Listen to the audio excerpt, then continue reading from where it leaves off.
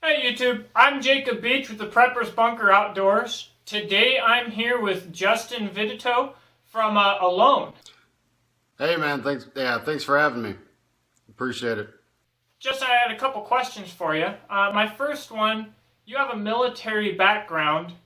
Were you always attracted to the outdoors and to survival, or did that come while you were in the military or after? So I think a little bit of before, during, and after. I grew up in a real small town in the middle of nowhere, and the woods was kind of my sanctuary. So I spent a lot of time in the woods growing up. I think that during my time in the military and the particular jobs I had, especially reconnaissance and being a sniper, that there was a necessity to learn how to survive. And that kind of fueled a love for it. And I wound up, because I didn't really have the opportunities to go to military survival schools, I wound up outsourcing that and started going to some civilian courses. And I wound up realizing that I kind of loved it. And so I started furthering my education on survival in particular. And then after I got out of the military, I kind of continued working on that passion, every chance I got. And that's really how it all came to pass. It was a little bit of dumb luck and just a little bit of following what I loved. So once you got out, you started a program called Hike to Survive to help vets. Do you think that your experience on Alone will help you get the word out about veterans? Yeah, absolutely. I think it will, and that honestly, that was one of the big reasons that I wanted to be on the show. So a little bit about Hike to Survive. The biggest part of it is it's a concept. What I try to do is I try to make a conduit to where veterans can use the Facebook page to get together with other guys and gals that they might have never met before in their life, but through the Facebook page, through Hike to Survive, they can connect, they can get out in nature, and they can start a little bit on the healing process. So for me personally, as far as healing from a lot of issues that veterans face, being outdoors, being in nature was huge for me, and so I try to pass that on to other guys and gals. There's a huge suicide epidemic in the veteran community right now, and I truly believe that one of the biggest reasons for that is that a lot of veterans, when they get out, they don't have a purpose anymore. There's that lack of something that's making them tick, and they're missing that connection with each other, with a higher purpose, with a lot of things. So that's one of the big things that getting together with other veterans, getting out in nature, and going on a hike or going fishing or whatever it is, can provide, and they can actually get that same sense of purpose from something else, and get that same camaraderie back again that they used to have when they were in the military. So there are I do hikes as well, personally, and take guys out and gals out on hiking trips. But the biggest idea is to get that spread all over the country. So it's not just the hikes that I'm doing. It's more of I hate to say it, but a fight club mentality. I'm trying to get that idea to spread and get veterans all over the country to kind of pick up the ball and run with it. And I've seen it do a lot of good in me. I've seen it do a lot of good in the veterans that attend the hikes. It's pretty amazing to have an idea and to see it come to fruition, and then to see the changes in people's lives that it actually makes. And it's nothing I'm doing. It's taking that idea and putting it together and being able to being able to reconnect with each other, and have somebody there that you can call at 2 o'clock in the morning if you're hurting, and that's huge. So that's the biggest thing, is growing that community, and for me, that's what I'm going to be doing the rest of my life, as far as I'm concerned. That's my main passion in life. So hopefully being on the show, and it already has started to, but hopefully being on the show will spread that idea even more, and hopefully just by other veterans seeing me out there, swinging from trees and doing all sorts of other stupid stuff, that it'll be a little bit, and I don't know if inspiring is the right word, but they'll realize that their life's not over after they leave the military. It doesn't have to be the best time of their life. I'll always look back on my time in the military with fondness, with great memories, with some bad memories, but I look at my life afterwards as, that was a part of it, and now I got to keep going. It's not the end, just because I got out of the military. So, hopefully, like I said, we'll be able to spread that idea and get a lot more veterans involved in the idea, and getting out there and getting in nature, and hopefully doing some healing along the way. Your loadout was unique from the other survivors in that you didn't bring a fixed blade knife, but instead a multi-tool. What was the thought process behind that decision? Yeah, so there's a story I like to tell about kind of my perception and the way I think about things. So there's this lady, and every time she cooks Thanksgiving dinner, she bakes a ham, and she always cuts the ends off the ham. And her husband always is like, "Why do you do this? It doesn't make any sense. Why are you cutting the ends off the ham?" And she says, "Well, that's how my mom did it." So they're over at Thanksgiving at her mom's house one Thanksgiving, and her mom does the same thing, cuts the ends off the ham. And he asked her, he's like, "Why do you do this? Your daughter does the same thing." And she's like, "Well, I don't know. That's the way my mom did it." So finally one year they go to the grandmother's house, and the husband's, sitting there and watching the grandmother. She's baking a ham, and she doesn't cut the ends off. And he says, why do your daughter and your granddaughter, my wife, always cut the ends off the ham? They said it, originated from you. And, the old lady just starts laughing hysterically. And she says, "Well, when my daughter was growing up, we had a really tiny oven. So if I didn't cut the ends off the ham, it wouldn't fit inside the oven." So I tell that story to give an analogy of, people tend to do things because, well, that's the way that's widely accepted. That's the way it's always been done, for a whole host of reasons. And I try my very best not to do that. I try not to do things just because that's the way they've always happened.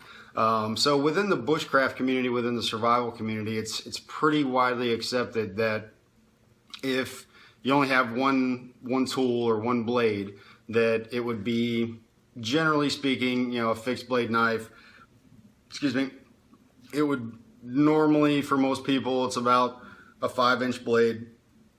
And there's various aspects of what makes, the widely accepted survival knife, quote unquote. So when you look at a normal survival situation in which you might find yourself, yeah, absolutely. Because now I have one tool that's able to run a large gambit of chores. So I have the ability to do small things, if I have the correct tip on the knife, and I also have the ability to do bigger things, such as chop down small trees using a stick to baton with, and various things like that. So if I just have that one tool, I have to run this entire range of things, as opposed to having a blade for a very specific purpose, such as like a fillet knife. You know, you're not going to hack down a tree with a fillet knife, but it makes filleting fish really, really easy. So when I started looking at my items that we were allowed to take, the 10 items, obviously, you know, we have to build a big shelter, you know, in order to last for the winter. You know, that's the idea. So an axe and a saw were, you know, also splitting firewood, things like that. So an axe and a saw were pretty much a given for me. And when I started looking at the blade I was going to have to take, I tried not to get into that, well, of course I'm taking a fixed blade mentality. And I tried to look at, well, what am I going to be doing with this knife? I've already got an axe. I've already got a saw. I don't have to chop down all these.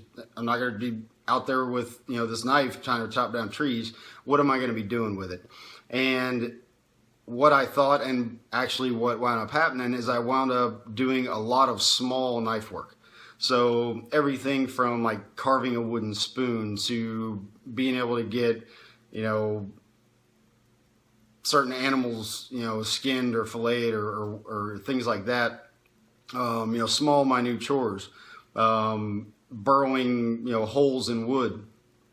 So everything that I was looking at, you know, and thinking about, like, what am I going to have to do with this blade? When I looked at it, all those things were a lot easier to do if I had a smaller blade. So with the multi-tool, not only did I have a small, extremely sharp blade, I had two of them. And on top of that, I have scissors and an awl to be able to burr holes. I have pliers, obviously. You know, there's all these different tools that I have within this thing, and I used quite a bit of them while I was out there on the island. So having, I think the thing had like 17 different tools. Obviously, I don't need a can opener out there. I think I actually did use it for something else. I can't remember what. You know, I don't need screwdrivers and stuff like that. But a lot of those tools really did come in handy, as opposed to a fixed blade knife, to where now I have one thing. You know, the biggest, one of the, also the really huge parts about taking the multi-tool was that particular multi-tool had a file on it that was detachable. So I had the ability to take that file, you know, if I got, and it didn't really happen, but if it had, if I got, you know, big nicks or something in my blade, I had that ability to take the file and sharpen itself. I used the file several times to sharpen up my axe when I got, you know, nicks and stuff in that. So it was extremely useful to have all those different tools. You know, you know, the kind of the two is one, one is none mentality, that if I take something and it only has one use, it's not really doing me a whole lot of good. So instead of 2 uses, I had 17 or so different uses. And I think for me, it was the right decision. Absolutely. I think it served me well out there. But, you know, then again, you know, some guys have an emotional attachment to their blade. And, you know, I kind of understand that, but I personally don't. So for me, a blade, whether it's an axe, a saw, you know, a knife, whatever, it's a tool. So I try to look at it as a tool and make the most out of what I have with me. So that was the biggest, you know, thought process in that whole decision-making process. And like I said before, I think for me, it was absolutely the right decision. And to do it all over, I would make the same decision again. You know, same with my hammock. You know, I was able to use that for a lot of different things other than just, I actually did use it as a hammock. But I was able to use it as a gill net, you know, all these different things with the extra cordage that I had on it. To where if I had just taken a gill net, you can only do one thing with a gill net. So same mentality. All right, Justin. So the question of the day: you've done your military time. Now you've got this alone experience. What's next? A lot. A lot is next. So my life is kind of a whirlwind right now. So I have, all the Hike to Survive stuff. Obviously, that's where my heart is. That's where my passion is. And then on top of that, I do classes, and I don't just do survival. I do survival classes, but on top of that, I'm also doing long range classes, long range shooting classes. I do some urban escape and evasion type stuff. A really vast, full gambit of different classes that I run, and I tailor make those, for the client. So it's getting pretty busy. Pretty much my entire summer is booked up already up until September. So it's hard to keep up sometimes. But I think the biggest thing for me is living my life. And I'm constantly on many adventures, many as in multiple and many as in tiny adventures. But I'm hardly ever home. I'm constantly going, and it's good. It keeps me busy, and keeps my spirits up. It's a little tiring sometimes, but all in all, it's pretty good. So I think that's one of the big things that the realizations that I made on the island is that I didn't want to, and there's nothing wrong with it, but me personally, I didn't want to spend the rest of my life doing the 9-to-5 thing, waiting for retirement and then hoping that I had saved up enough money to be able to travel the world and enjoy myself. So instead, I had the realization that I want to live my life to the fullest, and I want to be able to go on all these adventures and do all this awesome stuff while I still can, and while I still can get around. And it's turned out to be really awesome so far. Since we got back from filming the show, I've been to Belize. I've shot multiple competitions, long range competitions. Been pretty much all over the place, all over the country, traveling and doing different things. So for me personally, that's how I want to live my life, and as long as I can. So it might be a little weird that I don't have a normal job, but I make the amount of money that I need to running classes. And then the rest of the time, I spend, trying to build Hike to Survive and get that going. Do a lot of stuff, dealing with veteran issues. So, like I said, that's the big what's next is continuing to run classes and continuing to grow Hike to Survive. Speaking of which, this when was it? The latter part of June. I don't have the exact dates, but I'll be posting on Facebook. I'll be doing a sniper class. It's all inclusive. It's up in Pennsylvania at the Shooter's Gauntlet. So it's all inclusive. So you can pretty much show up in jeans and a t-shirt and your money, and we take care of everything from utility uniforms to your rifle to ammo to the whole 9 yards. So you get an experience. You don't just get a class, but you get an actual experience that you can look at for the rest of your life and be like, hey, I got to be a sniper for a week. So then July coming up, I have a lot of different personal stuff, my old battalion reunion and a bunch of other stuff. And then August, we're probably going to mix in some small classes in July, but they're not scheduled just yet. And then in August, I have a big class up in Chicago with Cornerstone Solutions. So we're going to do basically like 4 or 5 different classes right back to back. And then at the end, we're going to take all those classes, for the people that attended all of them. And we're going to do basically a scenario to where you have to take everything you've learned over the last week and put that into a scenario. So we're going to be covering urban stuff, for a few days. Then we're going to be covering, normal rural survival, carbine and pistol, and then a couple other things, and then like I said, at the end we'll incorporate all that into one big exercise.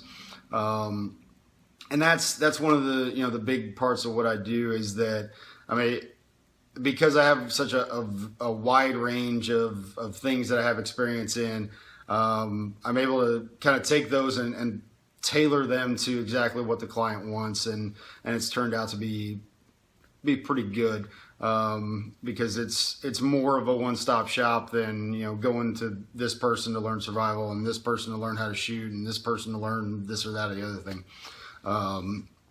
So people can call me and we can tailor make a course specifically for what they need or want. So yeah, absolutely. I'll be posting all that stuff on Facebook as it comes, and with links to be able to sign up for the classes and things like that if people are interested.